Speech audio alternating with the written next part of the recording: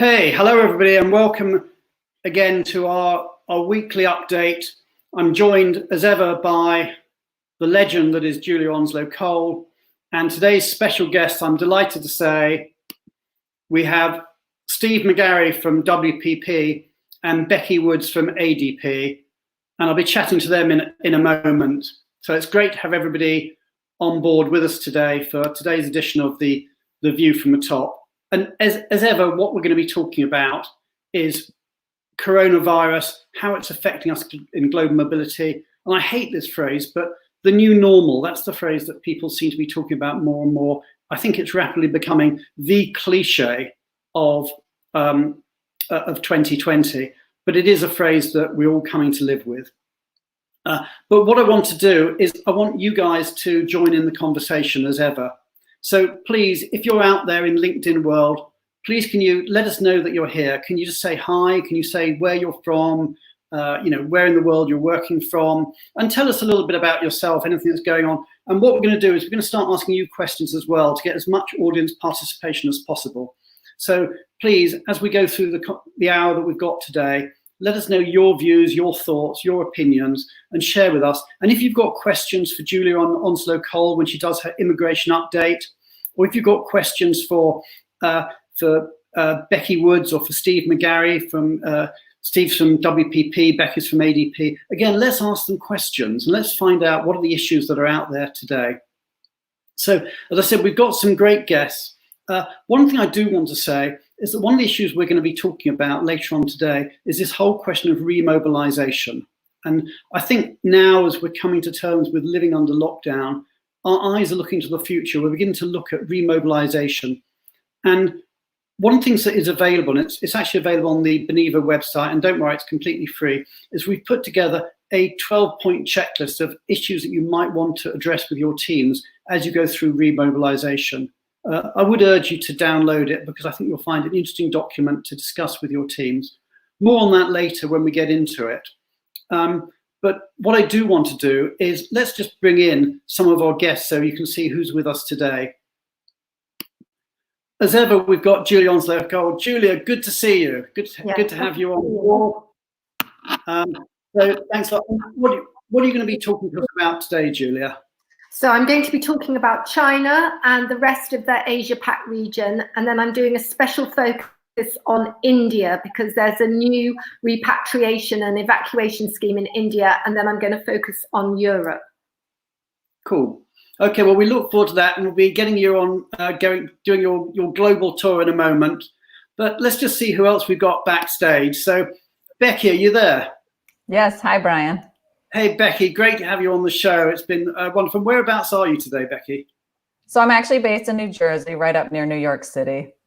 Cool. I wonder if we've got anybody out there from New Jersey. Let's have a look at who's come in. We've got Vivek Agrawal from New Delhi. Hi, Vivek. Jay Saul from New York. Diana Wenger from Columbus, Ohio. Leanne Godfrey from London. Dan O'Sullivan from London. Fiona Williams from Ayers, she's in London. Kelly McGarry, she's from Ogilvy in New York. Holly Creed from Greenwich. Aparava Goswami from Toronto. Julianne Wolf from Germany. It's too many. This is great. Keep coming. Martin Foxwell from Phoenix. I'll carry on with some more, but let's bring Steve into the feed. So, Steve, are you here? I am here. Thank you for inviting me, Brian. It's great to see you, Julia and Becky. Cool. It's great to have you on the show, and we're getting more and more people coming in. We've got, oh gosh, where did I get up to? We've got Arabella Downer from Texas, Shraddha Batra from New Delhi, Cornelia Epping from Vienna, all over the world. Jack Craven from Chicago, Sandra Corona from Saudi Arabia, Doug Clout from Houston, Chris Henry from, I don't know where Chris Henry's from. I think, Chris, from memory, you work with Citibank, if I'm correct, and I think you're in London. Michael Cadden from Living Abroad, founder of my FBM New York chapter back from my FBM days. Yuki Watanabe from The Gap, and she's in San Francisco, and Yuki's been a guest on this show before. Hi there, Yuki. Sandra Claria from Alexandria. I won't go through everybody, but there's the numbers are picking up. We've got loads and loads of people on board. It's going to be a great discussion. And I want to get the audience discussing things as well. Here's a question I want to ask you, the audience, and we'll get back into this when we talk to Steve and Becky. And this, we were talking in the green room earlier, and I think there's a view that we're all slightly, correct me if I'm wrong, guys, but I think we're all slightly traumatized by what we've been living through, and I think maybe the world is traumatized. And we were chatting earlier, and here's the question, and I'd be interested to know what you guys out there in LinkedIn world think. And the question is this: when do you think you're next going to shake someone's hand? Okay, it's a simple question. And in the old normal of 2019, you know, we would go to a business meeting, we would shake somebody's hand. But these days, are you willing to do it? So do you think, I'll ask our audience, I'll ask our guests, but also ask the audience, do you think you're going to shake somebody's hand again this year in 2020? Steve, Becky, Julia, what do you think? Are you going to shake somebody's hand?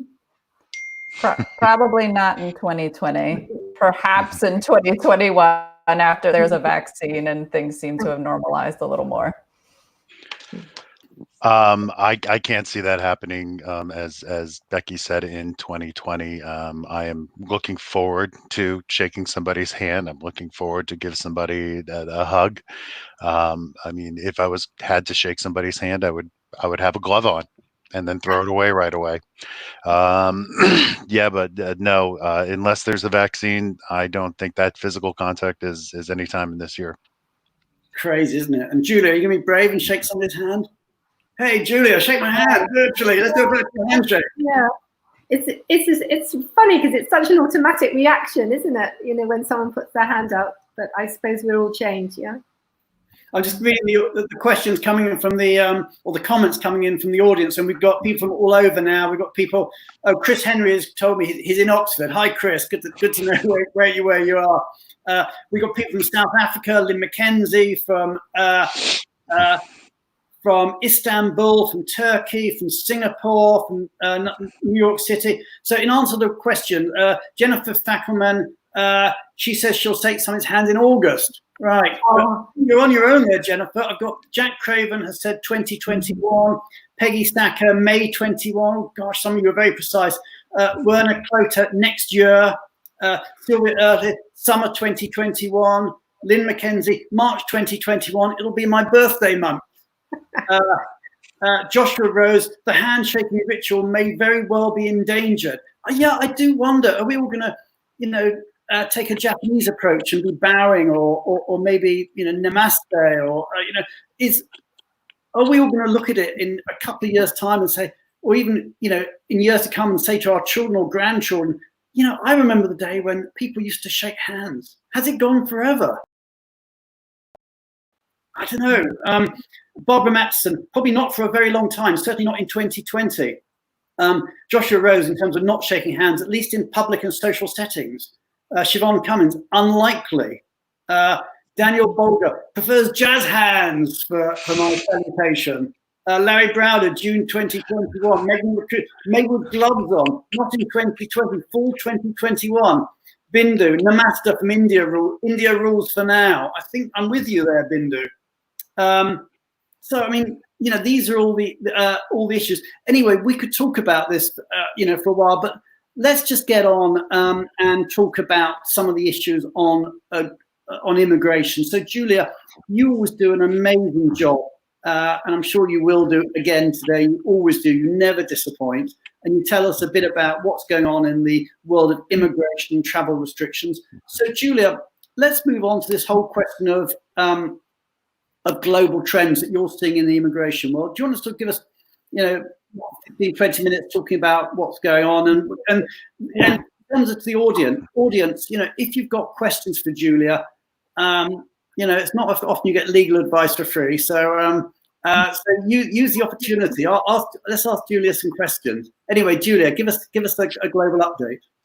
Brilliant, thank you. So I'm going to start with China, and I always do start with China, but I think it's increasingly important that we look at China because there are a lot of pent-up demand of companies wanting to return their visa holders to China, But also we can really get a good understanding by looking at China, because it was the first country hit by COVID-19. It's the first country that's really coming out of it. And we can get some really good clues as to what's happening and how other countries are likely to behave. So since last week, we've seen a number of new reported cases, and unfortunately a first cluster of cases in Wuhan. And they were the first cases that we've seen since the strict quarantine restrictions have been lifted. And because of that, we're seeing that the government are really anxious about moving things very slowly. And my partner in China, Becky Woods, heard that there was this meeting on May the 6th with the Chinese leader, Xi Jinping, and was talking to central government figures, and he talked to the Public Security Bureau, and they are the body that's administering immigration. And he said to them, we're only going to be lifting this travel ban very gradually. So at the moment, the travel ban is in place. It means only those that have a visa issued after the 28th of March, or those permanent residents or citizens of China or citizens of Hong Kong, Macau or Taiwan can go to China. And what I told you last week is the very first clutch of visas have been granted, which I explained was to 200 Korean citizens.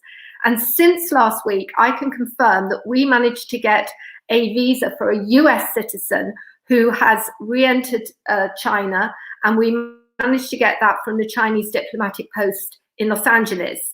So it does prove that there are visas and that they are being issued.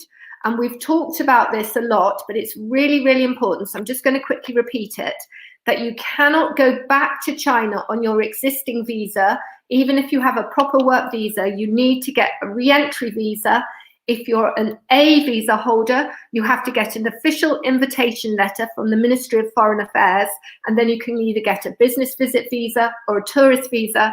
And if you're a B visa work permit holder, you have to get the whole pre-employment authorization. But it's good news that we are seeing these visas. Now, what we're seeing, and this is really, really important, because I think we can extrapolate from this what's going to happen globally. So what we're seeing is this mutual approach, and we know that there's this arrangement between China and Korea. And it was interesting that those first 200 visas came for Korean citizens.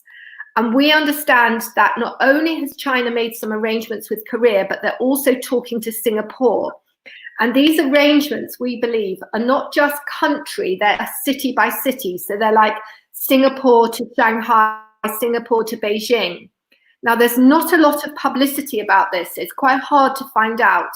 But what we think is that these countries are getting together. They think, well, we have equal levels of infection. We feel that we're quite happy with the way that you country are handling crisis. And therefore, this is a big factor in granting of visas. The other thing, do you think there's going to be an A stream and a B stream and a C stream, that people are going to be in like leagues of countries, or maybe a traffic light system, red, yellow, greens, and the green will be able to do things? Yeah. Well, I was thinking about that, because I was thinking if it was in terms of how well we're coping with the infection, maybe the UK would be at the back of the queue. But I think actually, interestingly enough, when I talk about Singapore, I think Singapore's having conversations with the UK. So I think it will partly depend on how well each country is dealing with infections, but I also think it will depend on economic necessity and economic preference. Okay. But so where are we going to go next in our world tour? Yes. So what I wanted to say is a practical piece of advice is that when we were successful with the visa for the US person, Becky Woods was explaining that that was really of economic importance to China that person returned. So when you make your visa applications, as well as hopefully picking on a country that there is some travel bubble arrangement with, The other thing is to really stress that if your company is under some sort of penalty for non-delivery of a contract, you should mention that. Or if it's a job that a Chinese citizen couldn't do and is holding up other work that Chinese company could do, or it's a significant value to the Chinese economy, all of the things you should put in the application. And then the other thing, each week when we talk about China, we talk about health regulations. And I just wanted to mention something about the health app.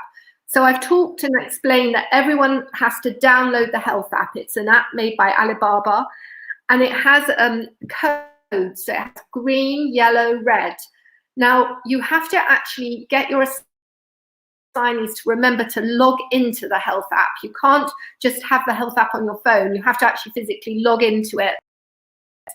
And if it just turns yellow, which it might sometimes do, then you have to return home and stay inside.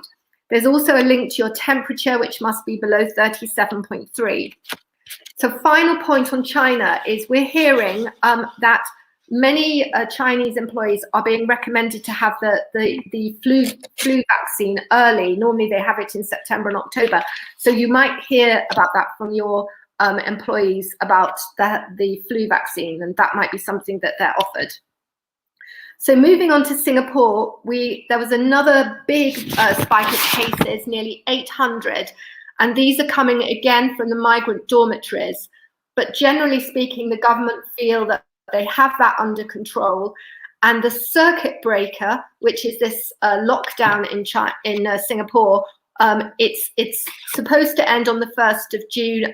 We think it will end then, and we're already seeing some lifting of restrictions, but the travel ban is likely to continue. Again, it's a very similar pattern to China, because we've discussed before how difficult it is to bring in people under the pre-approval process. And you'll explain, a couple of weeks ago, I said employers have just given up, but we have had some success in the last week in bringing people back to Singapore under this pre-approval process. So it's really worth trying, but remember what I said, you have to really emphasize the economic importance of bringing the person back. And so these travel bubbles, we're seeing, last week I explained there was one, Australia, New Zealand. We're also believing that there's talks between Canada, Mexico, and the US. And we think in Singapore that there are bilateral arrangements in discussion with China, UK, Japan, Korea, and Australia. And again, there's not much published, but there is a little bit on the Ministry of Manpower website. But we think that, this is really, really important. Travel bubbles are the future. So Japan's still struggling with a lot of cases. The Philippines say it may lift its travel ban, but there's a high number of cases still. Vietnam is talking about lifting the lockdown, but not the travel ban.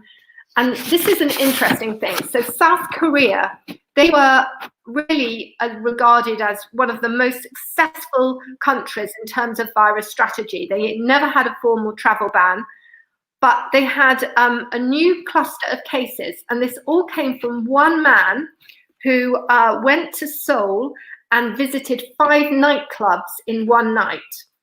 And in that visit, in that evening out, he managed to infect 54 people. And on the tracking and tracing, they think there's potentially 7,000 people exposed. So I thought that was a really interesting. Quite a night out then. Sorry? Quite a night out he had. Yeah, definitely. He must have zoomed in and passed everyone around the bar. So I'm just going to move on to India. Now, we haven't been talking a lot about India, but India is very, very important. And I know we have a lot of people on this call from India, actually, so it's yes. a subject, yeah. Yeah, so I wanted to just start by saying Archana, my colleague in India, and Saji James, they have very kindly given me all of this information, but we've actually been on calls for 4 or 5 hours yesterday about the India situation.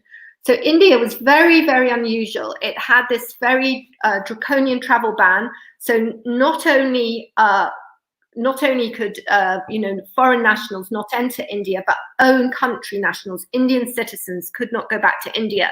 And many Indian citizens who were in India couldn't leave, and a lot of foreign nationals who were in India were kind of locked into India.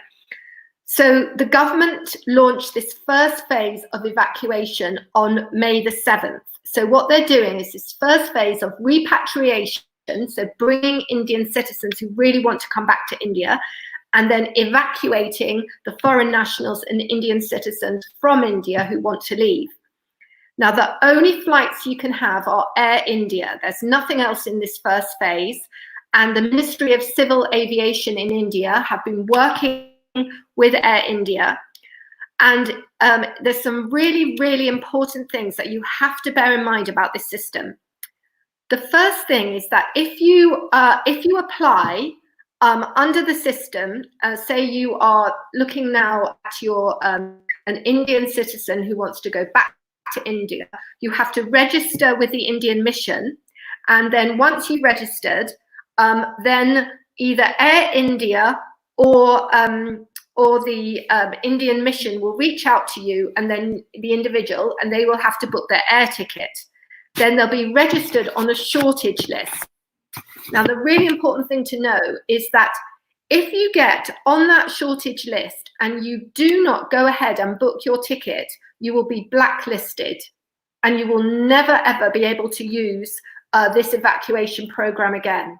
So when people make a decision to use it, they really, really have to be doing it. You cannot do it just because you want to see if you qualify. You just have to do it.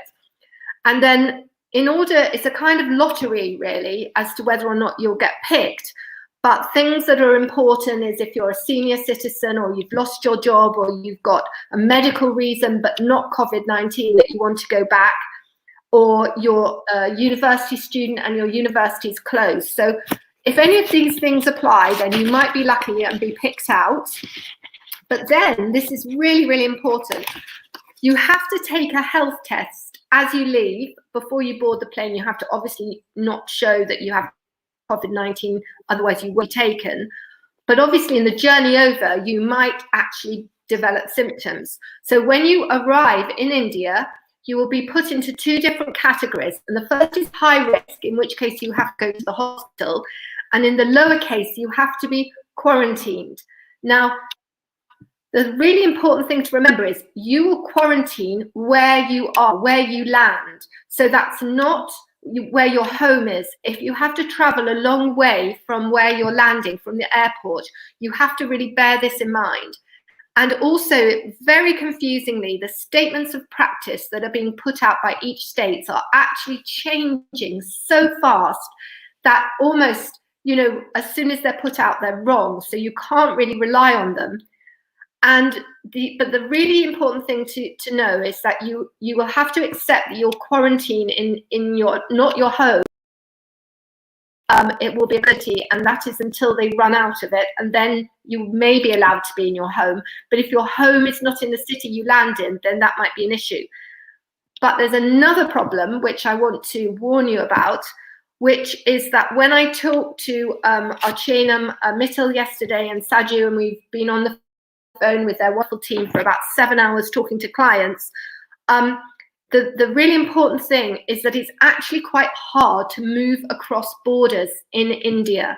So you have to have a pass request, and you have to have approval from each border, each state that you're crossing in. You have to have approval from the border you're leaving to the one that you are getting. So that's another thing. So it may be, if your case isn't absolutely urgent and you don't have an absolutely pressing need, you might be advised just to wait a little bit to see whether or not things improve and it's a clearer picture, so that you really know what you're doing and you don't waste your lottery place to return. And then similar things apply for outbound. So then I just wanted to say a few words about Europe. So the situation in Europe is that we have seen the lockdown lifted. We've seen gradually lifting in France. We've seen in the UK there's some gradual restrictions. As breaking news, my partner Christine Sullivan rang me literally about 5 minutes before we went on air to say that Germany has literally just published an announcement saying that they're going to lift some of their internal borders from Saturday. But there was a really fantastic quote in Politico talking about this really complex situation in Europe where we have a EU travel ban around Europe and then we have these internal borders. And Politico said, for now, the travel area is a tangle of unilateral border closures, bilateral tourism agreements, and free movement bubbles. So what the EU said they're going to make a statement today. They haven't made it before I was here, so they might make it tonight. And they want to make a statement about what the position is going forward. But at the moment, until the 15th of June, this whole EU travel ban stays in place. But much more... Like bubbles is going to be the word of the week, doesn't it? I know, travel bubbles, we can move on from the new normal, and now we're going to talk about travel bubbles all the time. Definitely, yeah. So the internal borders are really important because there's a lot of tension between EU states because of holidays and the travel industry, and also because there's a lot of cross-border workers, particularly in the health industry. So, you know, there's a lot of tension. As I say, Germany's just announced some relaxation, so that's something to keep your mind on. Also, Brexit, we have coming up to that 30th of June deadline that we have to make a request to extend the transition. The UK government say that we're not going to, so there's quite a tense time. And then the 30th of July, another big date in Europe, because this is when the posted workers' remuneration rules come in. So just a quick couple of words about the UK, and thanks to Alexander Finch and Gemma Hislop, this information and the updates this morning. This is quite an interesting thing. So the Home Secretary in the UK, she faced really, really strong criticism from the Home Affairs Select Committee for not putting up screening an incoming international passengers. And what they calculated was that in Q1 of this year, the UK would have had 18 million arrivals. And they calculated that 20,000 of those would have been infected. And if you have an R rate of 2.5, that means 50,000 new infected cases because we didn't have controls at the border. So now we published on Monday a recovery strategy, and we are going to introduce some restrictions on the border. And basically, people will be strongly advised, but it's not mandatory, to download an NHS contact tracing app, and you will be expected to self-isolate in your own accommodation for 14 days when you come into the UK. But there's already some exemptions for the common travel area, so that's Ireland and from France. So there's a little bit of opaqueness about exactly how this out. And finally, North America. Yeah, finally, just a word about the US, and say that, as you know, we're all waiting desperately for this second proclamation, where we're going to hear what President Trump is going to do about non-immigrant visas. And, you know, it's really important that everyone is talking to their advisory groups and making representations about their own needs.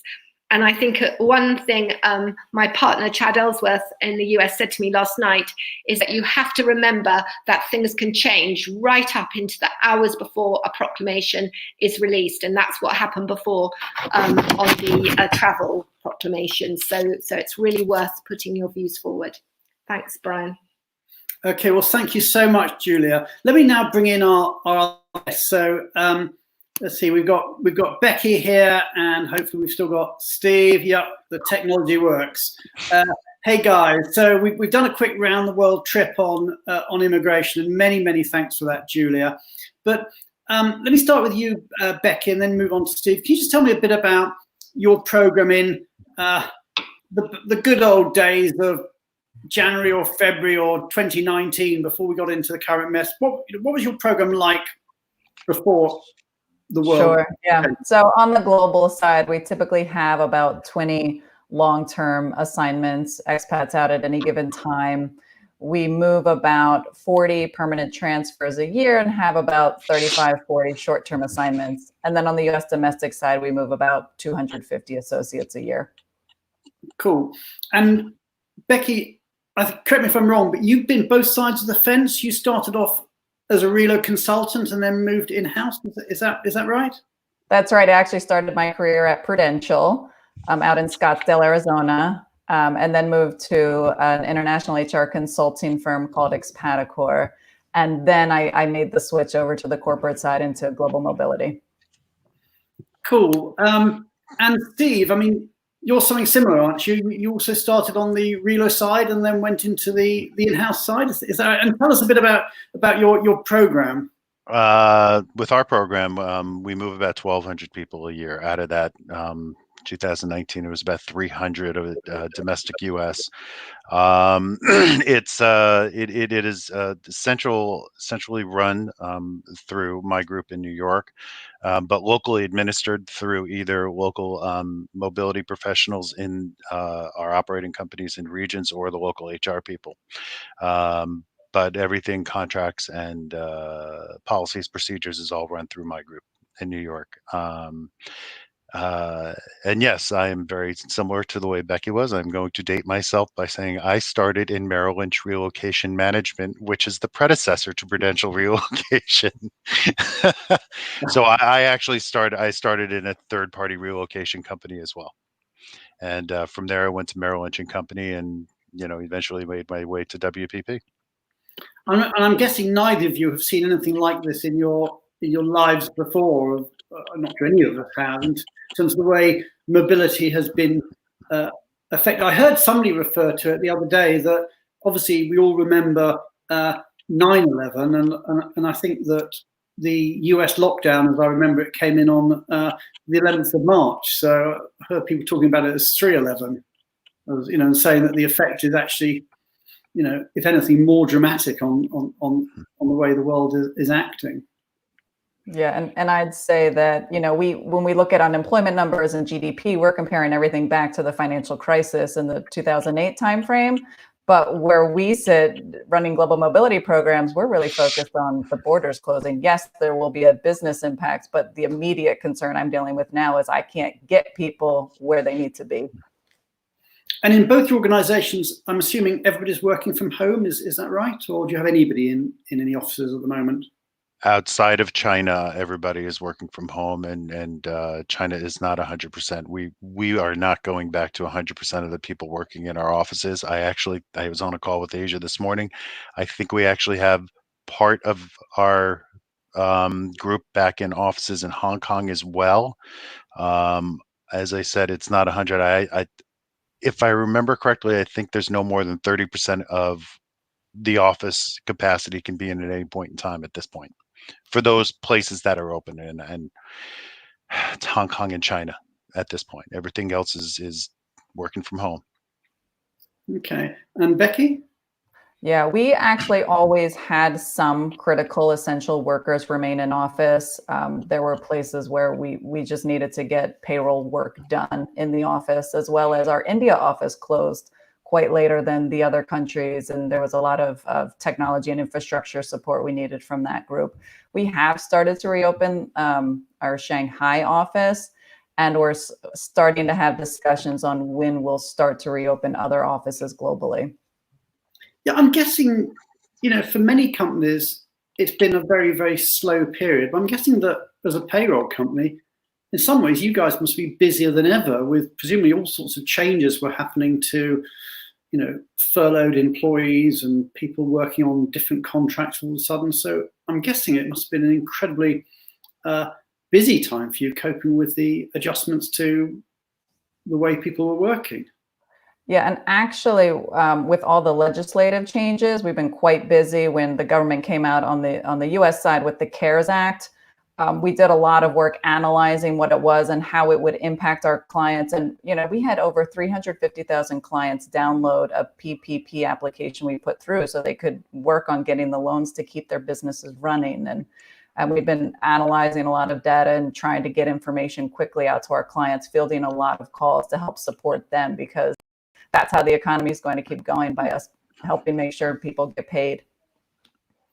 Okay, and I'll bring Julia back into the conversation as well. That we're getting questions coming in, and here's a question that has come in. I think we've talked about this whole concept of virtual assignments and people working remotely, and in terms of getting our sort of the conversation right in the terms, what I mean by a virtual assignment is where somebody stays in their home country, but then are working exclusively for another entity overseas.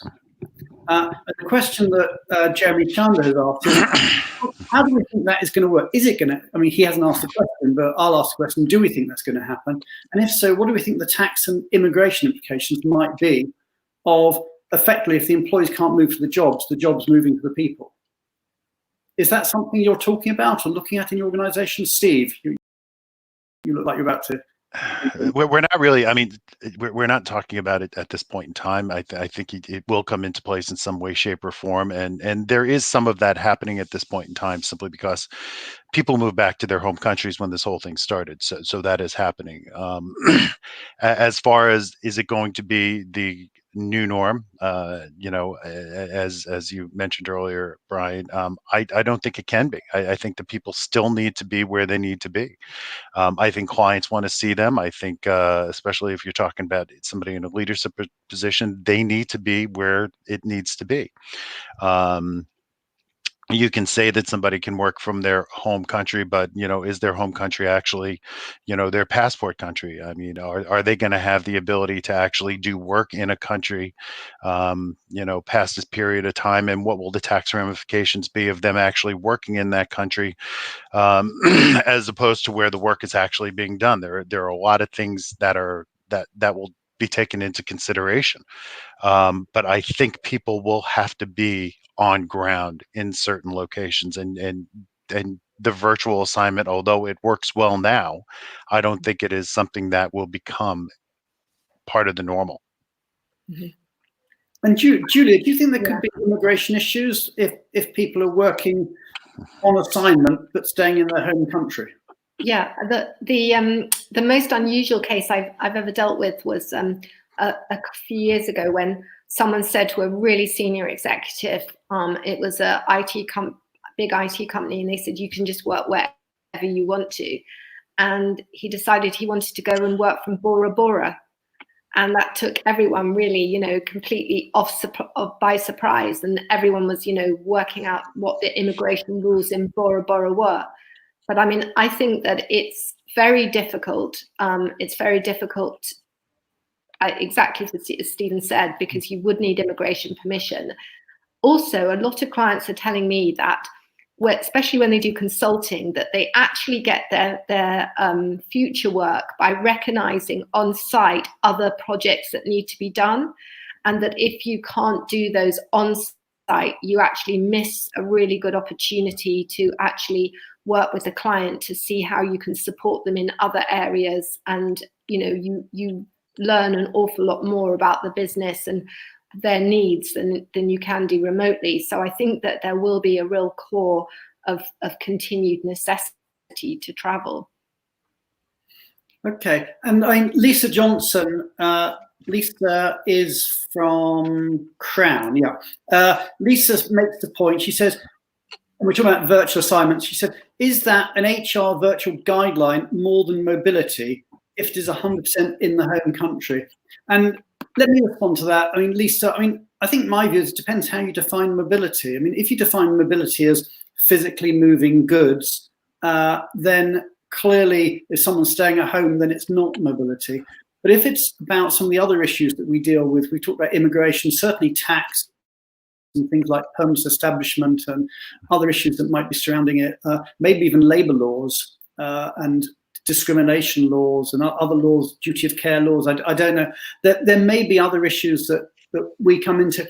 And I think one of the interesting things is that this is going to start redefining us as a profession. You know, it comes down to exactly what do we do as mobility professionals? What is our role?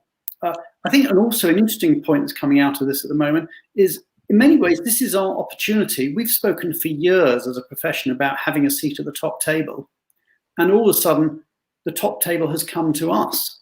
And maybe now is the time that we should be, metaphorically, I suppose, flexing our muscles and saying, well, look, you know, we're the guys that know about immigration, cross-border employee tax, the physical issues around moving, healthcare, duty of care, I don't know what else, travel. You know, these are issues that, you know, are coming. But Becky, what's your experience? Do you see a move towards virtual assignments? Well, I would say if we're talking within country, I think across the industry, we have seen a rise in commuter assignments, right? Not just cross-border, but even I've seen it within the US. And, you know, I would argue that that does sit within mobility, and there are compliance that needs to happen around that, especially in regards to taxation. I agreed with what Stephen said before. There is a need to have talent on the ground for certain reasons. So I think we'll just become more strategic about really who does need to be where and what role are they filling. And if they need to be there, I think there will continue to be global movement. Okay, and another question coming in, and this is from Drew Richards, and Drew's with Cat Relo. Drew says this: any reaction to Twitter allowing nearly all its workforce to work from home? I've got a feeling Google said the same. And do you think organizations could start providing benefits to work from remotely from another country to broaden the horizon and learn about emerging markets, for example? I mean, do we think that going to the office has changed forever and that we're going to have many, many more employees working from home in the new normal? Are we all getting used to it and actually finding that we can do our jobs perfectly well? I would say that I think companies have learned from this, that there is more of a trust for employees to do what they need to be doing while they're at home. They don't need to be in an office, and the employers know they're still being productive. So I think there will be a trend for more people to be working from home, especially as we're seeing companies are evaluating the cost of real estate, especially in high cost markets like New York City.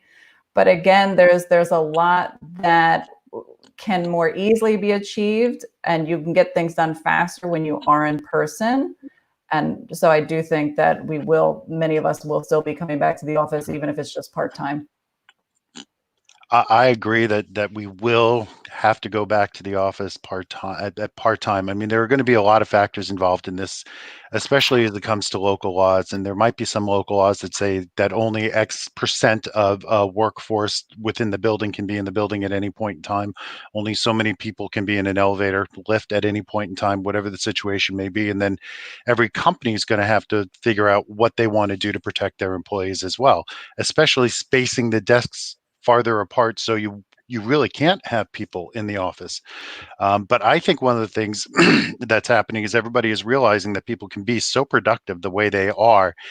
But I'm also going to put a caveat on that, is that most people don't have anything else to do.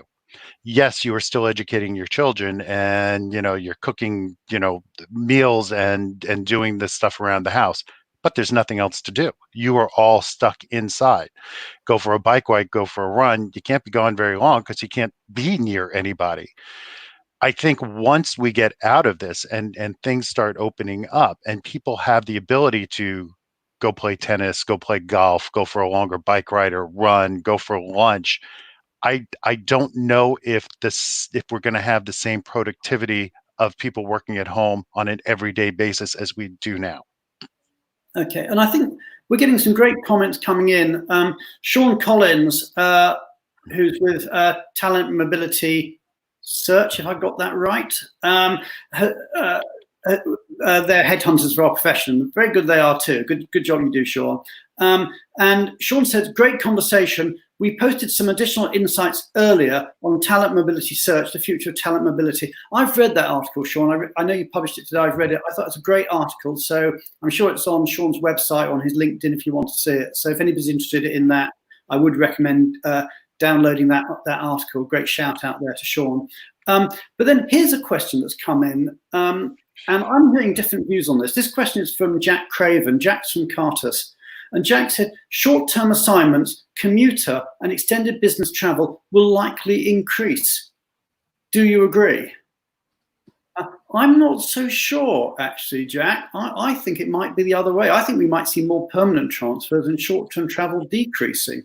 But what do you guys think? Do you think we're going to see more commuter assignments in short-term, or do you think they're going to decline in favour of longer-term assignments? I heard an argument recently that somebody thought business travel would increase because people will be less likely to want to uproot their families in case there's another global pandemic, and they'll want to have their home base to come back to and hunker down to. Yeah, I get that. So that's an argument in that direction. My thinking the other way was that if travel is going to become more expensive, which presumably it will do if they're socially distancing on planes and there's less people on the planes, and if they're going to be more checks when you travel, so going through an airport is going to take you 3 or 4 hours instead of 1 or 2 because they've got to do a health screen on you as well. And if you find you may have to be quarantined or you're going somewhere that might be at risk, you may find that people don't want to do a business trip for 1 or 2 days when the ramifications might last a couple of weeks. So if people are going to go, they're going to go for good. And also the fact that we're all getting so used to using Zoom and other things like that, that we're going to find much less that will go for a meeting. Certainly we can't shake their hands when we get there, getting back to the start of the hour. But what do you think, Steve? Do you think we're going to see more short-term, or do you think we're going to see less short-term?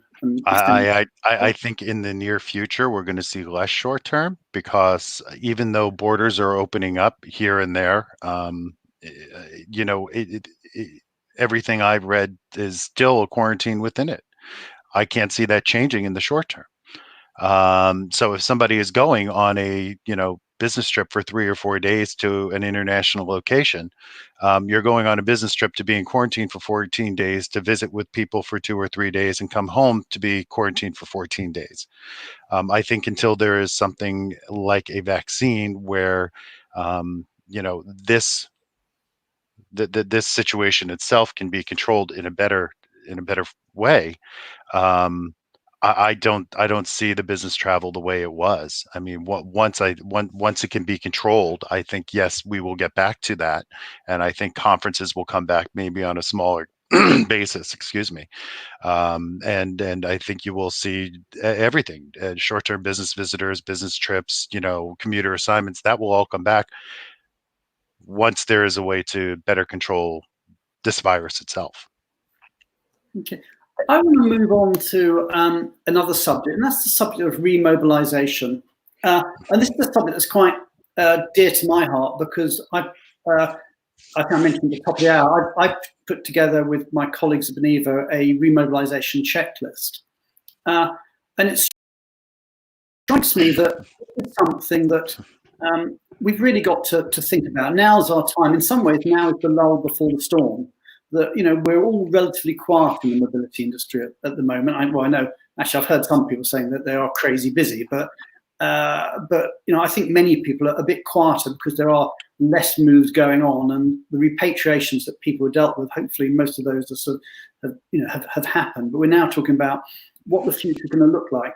And if I was running a mobility department, I would be working now on what is my plan to get going again. And the 12-point checklist that we've put together, let me just tell you what the 12 categories are, and then maybe ask you guys where it's sitting in your thinking. I mean, the first area is, I think we need to look at our business model. What is the business model of the future going to look like? Are we going to have virtual assignments? Are we going to have work from home? And we need to understand that. I think we then need to go into the whole question of our policies and processes. And with those policies and processes, are we going to change things? Are we going to change disturbance allowances or deductibles or COLA or the level of healthcare benefits we provide? How's that all going to change?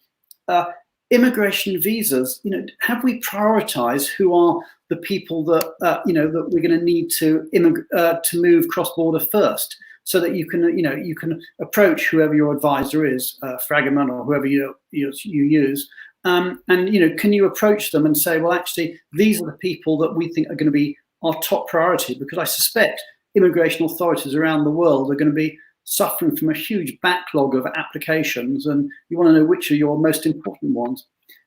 What about the tax implications? Do we, if there are going to be new models of working, and we've touched on it in some of the debates we've had before, with the people listening in and watching in from LinkedIn, is, what are the tax issues? Do we understand the permanent establishment issues or the cross-border tax issues? What about areas like cost containment? There's going to be a lot of pressure, I suspect, from the line to control cost. Have we got clever ways of controlling the costs of our assignments? Duty of care is another issue. We've got a huge duty of care that, that maybe we haven't even thought about in this way before.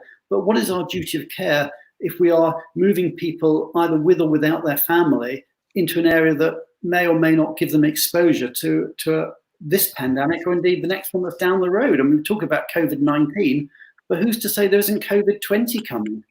What about healthcare and insurance? Do we understand the levels of healthcare that we need to provide in the new environment? And then another issue I think we need to look at is, if we're moving people cross-border, and it might be some level of resistance, what about the employee experience? How are we going to maximize the employee experience so that people actually want to go? And there's other areas, I won't go through them all, but it's in the checklist, and I would recommend that you do. But anyway, the question, I'm going to ask the audience as well. I'm going to ask Becky and Steve, do you have, or are you working on a remobilization plan? Yep. So at ADP, we are. We did have many moves that were already in process, and we're, just holding tight and making sure everything's ready to go. So as soon as borders do open up and it is safe to travel, we already have, visa applications ready to go. We have the household goods shippers all lined up and ready to book the move. So we are very eager to get those employees where they need to be, and they're eager as well. In terms of what does the future look like, though, for new moves, I think that will be where we're going to have more of those strategic discussions. And, you talked before about, will there be more of these remote assignments? And mostly what I've been dealing with recently are the compliance questions. So are there PE risks? What is the immigration? And you talked before, Brian, about how both Stephen and I came from the supplier side. And I think this has shown just the importance of having strong strategic relationships with your supply chain, because we're relying very heavily on them. I have daily calls into my immigration provider and my tax provider, and I appreciate all their knowledge and support. Okay, and what about you, Steve? I mean, are you beginning to plan your remobilization plan? I know you never completely stopped, did you? You've still been moving people. Yeah, we have been, actually, and it seems like on a weekly basis I'm getting emails from my suppliers basically saying, we're moving somebody in this weekend, we need this, we're moving somebody in this weekend. So people that were in the process have been continuing. They have found new places to live. They have been moving in. The moving companies have been doing what they need to do. I've actually had somebody actually buy and sell his house and buy a new one during this whole process as well. Amazingly, it's happened. So people are still moving. Yeah. As Becky said, we are looking towards what happens once everything starts opening up. The supplier network is at this point in time, it is an extension of my team, because I am relying on them so heavily for not only the actual relocation stuff, but for counsel and in the compliance area as well. Because at this point in time, as Becky said, most of what I'm doing is compliance. It's immigration and tax compliance. So, but we do have to get ready for when things open up. And honestly, the way I see it going at this point in time is the U.S. Our U.S. domestic business and even domestic business within certain countries, where there is some, like Australia and the UK and India and those kind of countries, as they start opening up their domestic travel, we are going to see the domestic business open up before the international business, because we really can't open up the international business until international borders open up. So the remobilization is going to has started. I mean, the plan has been going since we really, came into quarantine. Since the last day we were in the office, we've been looking at how we're going to get things going once we open up again. So there was never a stop in it. It's just a matter of, okay, this is what we have to do now, and this is what we're going to have to do going forward based on what we know. And once again, this is all based on what we know. We have no idea what June 1st or July 1st or whatever day is going to bring to us.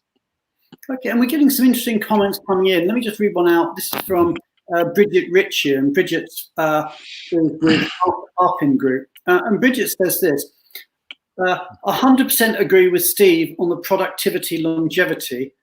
Then she goes on, I also foresee mental health issues coming into play with prolonged working from home. My kids. Not everyone is cut out for it. I foresee a trend shift again in X number of years, 5 maybe, of in-office coming back into play for a good portion of the workforce. And I agree with both Becky and Steve. There will still be a need for on-the-ground assignments. They'll just be more measured for now. And then other comments. There's one here from Jeremy Chandler, which I think is an interesting one. And actually, this is a sort of a question that maybe I'll sort of push out to the audience again, which is, when will the market move again? And Jeremy puts it like this. Jeremy is with Bourne's Relocation Solutions. He says, when is the busy season likely to start again in the mobility sector? Service providers need an understanding of this so that we can plan strategically and ensure we provide GM professionals with the right level of support when it will be most needed. Now, I suppose the answer is who knows. But Becky, Steve, when do you think people are going to start moving again? I think from a U.S. domestic perspective, as soon as they're able, they are comfortable, and real estate markets we see are still going, and as soon as they're comfortable and able to, they're going to go. Especially if they have kids and they want to get them in place before school starts in the fall. We don't know yet if students will be present in the schools in the fall, but at least you want to get them into the school system. I see the same thing on the global side. The associates that do not have children, they're ready to go whenever they're able to. My concern is more, how do we do the planning for the families with the students? And are they going to miss that the summer move season? And if so, does that mean that we're going to have to wait until December, January, or until the following summer to actually get those people deployed? Yeah, yeah, Steve, go ahead. I was going to agree with Becky as far as I think that when you're talking about domestic U.S., I think you were going to see a big spike come the summer as states start opening up more.